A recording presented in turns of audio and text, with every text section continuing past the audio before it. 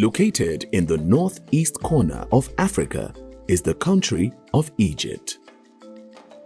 In 30 BCE, the country, known as the Land of the Pharaohs, was invaded by the Roman Empire. Roman culture and the Christian religion spread through the region. Egypt became one of the empire's greatest provinces. It provided Rome with grain, salt and papyrus for paper, and many other products. The port of Alexandria, located on the northern coast of Egypt, became one of the most important trade centers on the Mediterranean Sea. At its height, the Roman Empire controlled much of the Mediterranean region, including the North African territories of present-day Tunisia, the northeast of Algeria, and the coast of Libya. Around 500 CE, the Roman Empire began to decline.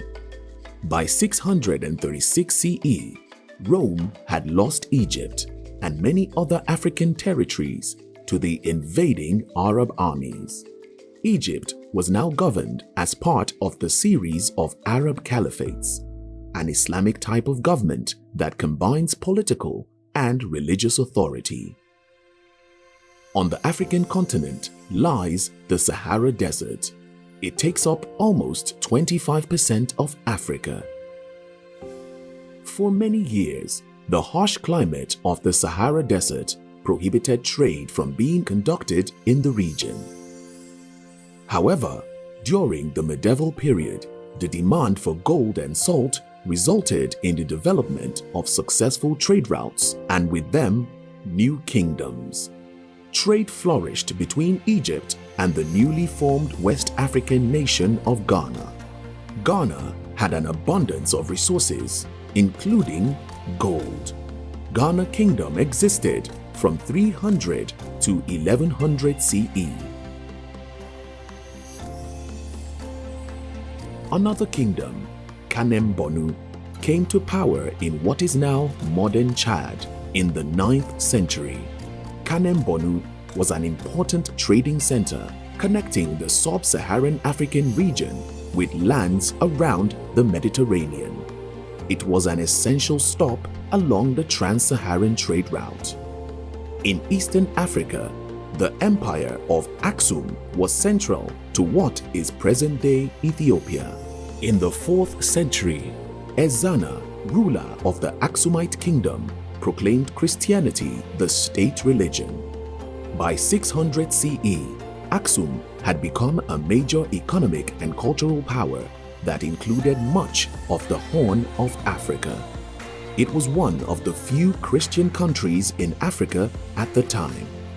The Ethiopian Orthodox Church became an important part of the country's cultural identity.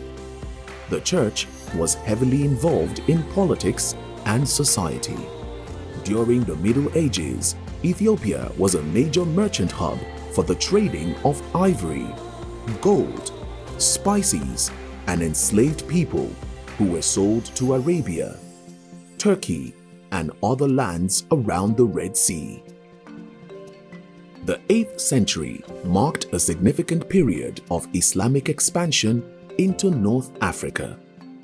Islamist soldiers conquered lands from modern-day Morocco to Egypt, and they unified many of the North African tribes and communities.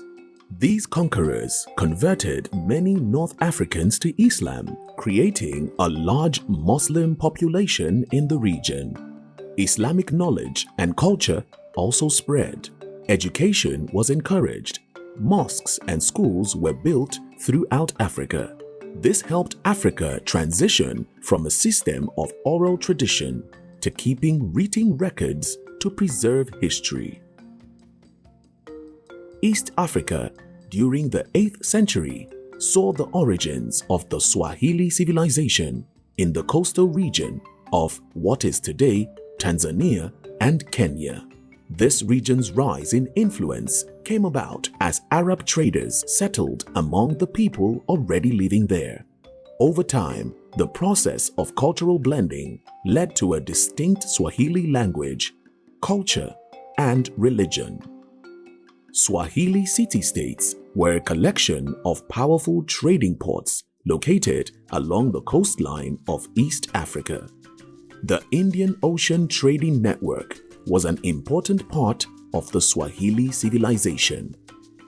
In the early 1200s, the Ghana Empire was weakening and a new empire began to rise. It became known as Mali.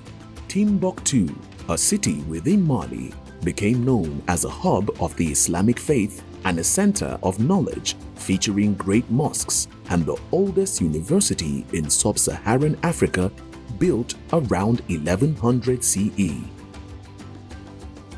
The end of the Middle Ages was marked by a period of increased exploration and trade between Europe and Africa.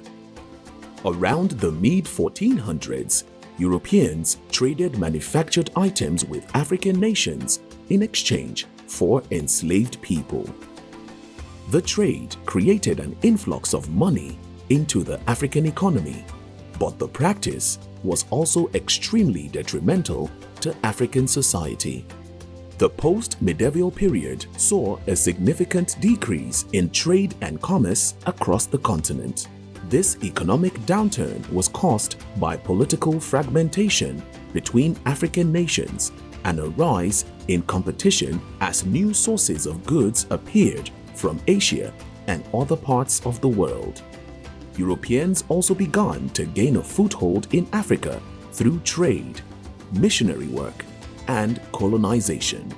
This had a profound effect on traditional African cultures and forever changed their political structure and religious beliefs.